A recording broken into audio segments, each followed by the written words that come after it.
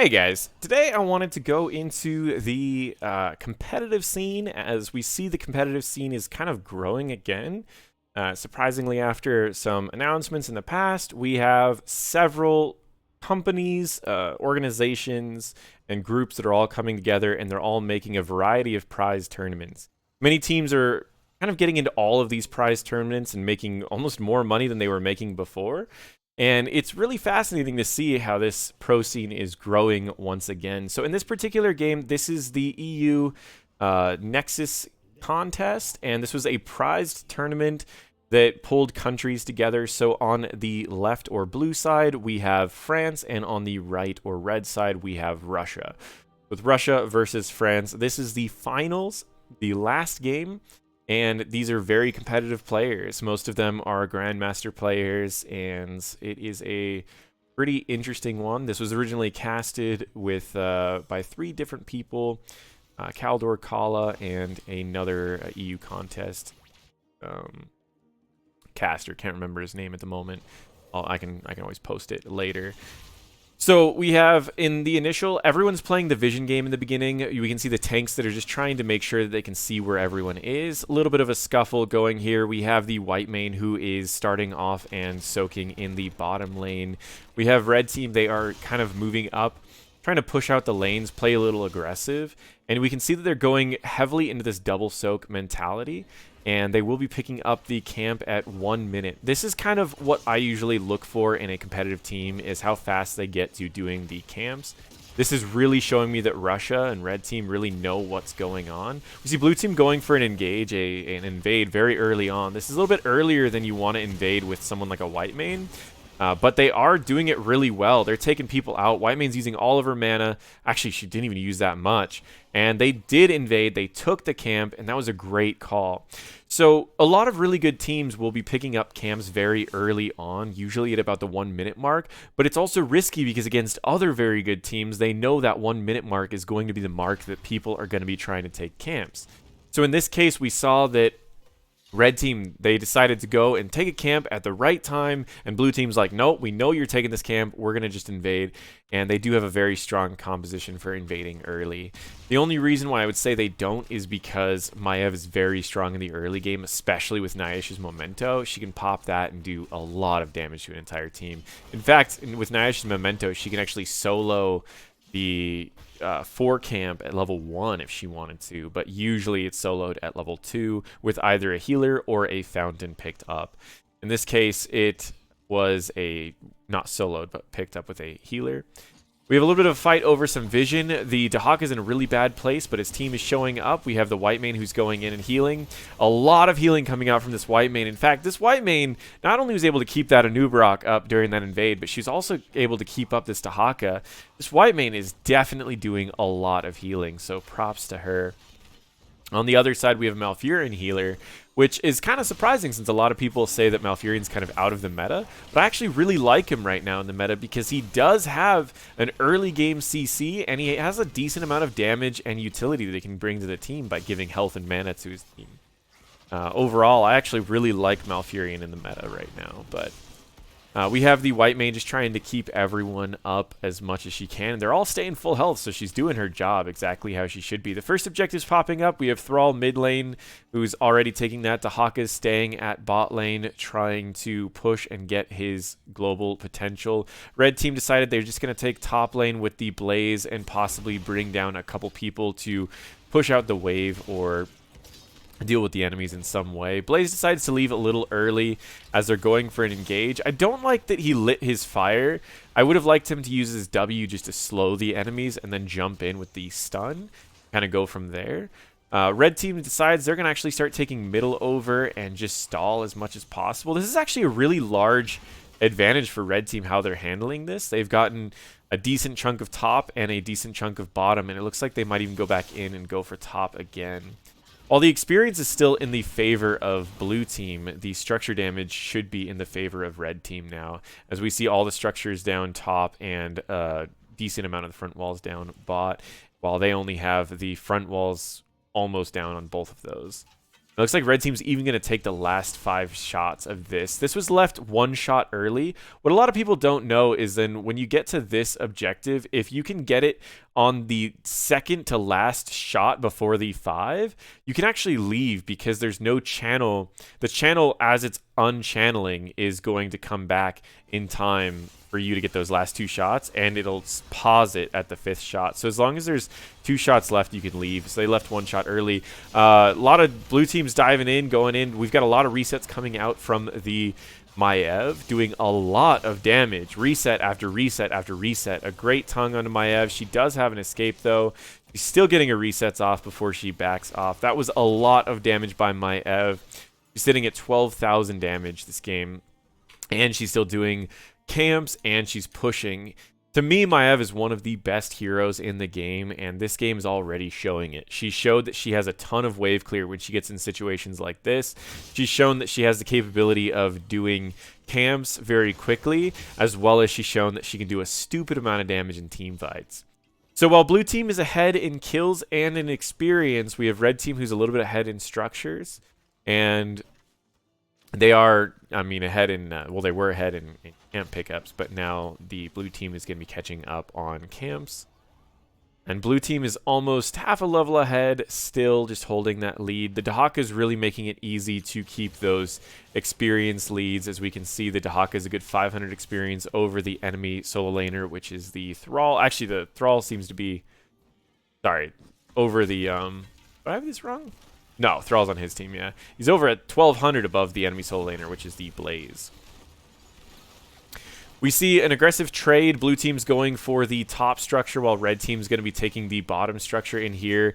We have the Stitches who is trying to steal the camp, and there's not enough people to fight over it, so Stitches will be able to get the camp. They also will be able to push in and do a bit of damage to the Thrall, but not actually finish him off, and they're going to be taking this structure down here.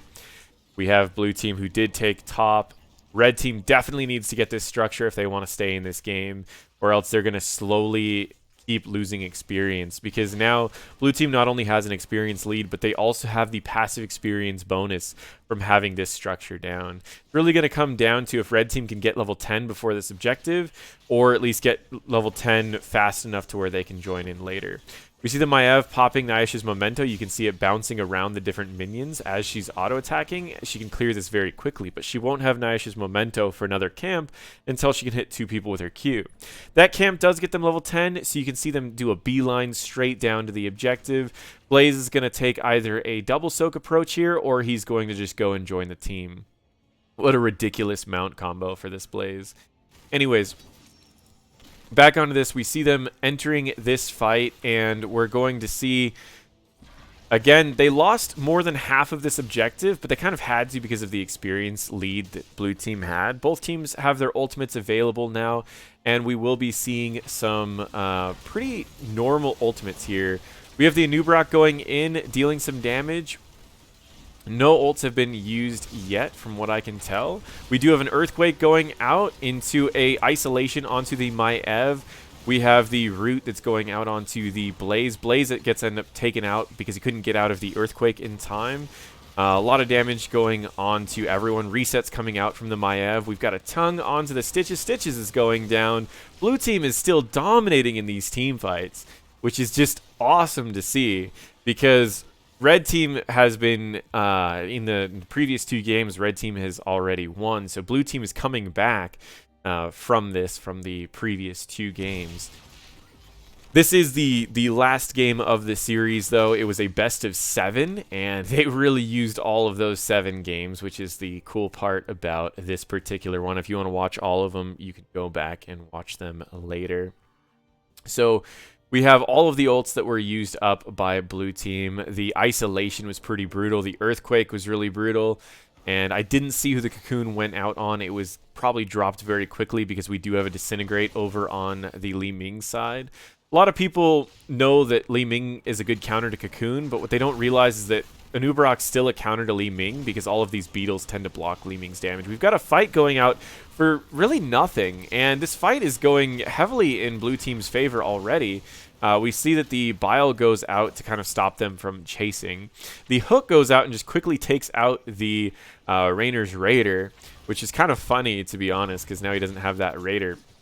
More ults were used on blue team. I don't know why blue team's chasing here. This fight's heavily in favor of red team, as red team can just, almost really close to a Maiev grabbing the enemies, and the very close to almost taking him down. If the Maiev would have gotten that grab, it would have been followed by a Warden's Cage into probably a lot of damage from the Li Ming. We see red team going for another invade here. They should be able to take this one for free. And ultimately, when you get into an objective on this point, you want to be very careful, because sometimes the middle one will spawn top. And if you go top with your whole team, then the bottom team can grab the boss. So usually the team with the advantage starts worrying about the bottom side, as the bottom side has more control over camps and objectives. What I like here is we see that blue team is grabbing an objective and a camp at the same time, while red team is grabbing an objective and a camp at the same time. This is what you see when you have two very competitive teams. Neither one of them wastes any time here. They get as much value out as possible. And I don't like the blue team left this a little early. I think they expected a fight to happen when there really wasn't a fight happening. We have the Blaze who's showing up top lane, so the blue team does know that he's down there. They could try to force a fight here. Right there, they could leave early if they want to, as they've already channeled. You see that the Stitches did leave early. And in this downtime, you normally don't want to take too many fights unless you're really prepared for them. So you really want to play the vision game here. You can see the Rainer's Raiders is revealing the bushes here. A big engage onto the Stitches, an Earthquake. The Stitch isn't getting out anywhere. A Cocoon onto the Li Ming, the only one who can get out of the Cocoon the fastest. And she ends up jumping away. The Bile is keeping everyone slowed. The Maiev goes in, pulls someone in, uses her ult. Everyone's together. She's getting reset after reset after reset after reset. She's taking people out left and right. And there we go. First kill from red team. And that Maiev did so much damage. They turned that around very quickly. They put the Cocoon onto the Li Ming. The Li Ming was able to get out of the Cocoon quickly because of the damage over time that was applied by the Stitches. The Stitches went and summoned the Tornado over on the left side so that it would be pushing the enemies away. And they take the boss quickly as they were able to win that team fight. Very powerful team fight for them. We saw the Tranquility was able to keep their team alive. The bunker was dropped to save anyone in case it was needed, but it died before the Cocoon even ended. And on to the team fight with the boss. They don't want to push too heavily onto this bridge, as Death Bridge is a really bad place to be fighting. So I don't actually like this fight here. Disintegrate instantly taking out the Cocoon. And now they're just doing some safe siege. While some of them are positioning over here and some of them are positioning down here, they're trying their best to not get caught on the actual bridge itself, as Bridge of Death is not a place you want to be stuck in. Only a single objective is going to be spawning next, so it's going to come down to a good team fight. Whatever team hits level 16 first will likely see an advantage here. And if any kills go out here, this will likely lead to whichever team hits level 16 first. The boss should probably be left alone now, and it looks like that's what red team is doing. They're going to just leave, let the boss do its own thing. We had the Anubarak, who's kind of stepping up in case he wanted to try to jump on someone as they were retreating. Both red team and blue team have almost all of their ultimate abilities up. Red has all of them. Blue will have their Cocoon up in no time. We should see a pretty good fight over here. I don't like the greed of going for camps here unless they had vision and they knew that the enemies were not going for it. So they decided to just ditch the objective, commit to the camp. They could get a bigger camp than the enemies could. So they figured if we could get a camp, we could go back in, fight with full health, full mana, and a bigger camp pushing, and then kind of go into this. Actually really surprised red team isn't going. Oh, they're not level 16, that's why. Now they're 16. They can go for this objective and take the team fight. And is that what they're planning on doing? It looks like they are taking a very strange rotation, probably to avoid the vision side of it, as they were around the other side. We have the Blaze go in. He stuns the Anubarak. Anubarak blows up almost instantly. The Earthquake goes out, but it's not going to be enough as he's slowed, pulled back in. The Thrall gets taken out here, and the Malfurion is staying on the objective, getting hits off during this whole time this fight's going off. They join back up. They can win this game if they wanted to right here. They could take this and just push directly in probably bottom lane or top lane and try to end the game off without the objective. They finish off the objective anyways, and they are pushing directly for mid lane. Looks like actually they're going to be probably pushing top, maybe even taking this objective. We have the Maiev, who went in right away to see if she couldn't get him. That was blind, by the way, so she didn't know how far the Rainer actually was. So jumped in, seeing if the Rainer was close enough to grab him. She could have grabbed him, done an ult, and, well, I think her ult was on cooldown, actually. She dodges the stun that's there. The Disintegrate immediately burns the Cocoon, missed for a second there, finished the Cocoon, and now they're on to this team fight. We have a pull onto the Rainer. A lot of resets coming out from the Maiev. Maev's ult is down. Bile's still down. We have the Li Ming's ult who's down. But ults are also down on the other side with only Isolation and the Scarlet Aegis that's available. A pretty interesting stalemate going on here. And this game, it's only one fight for either team to really take this game here.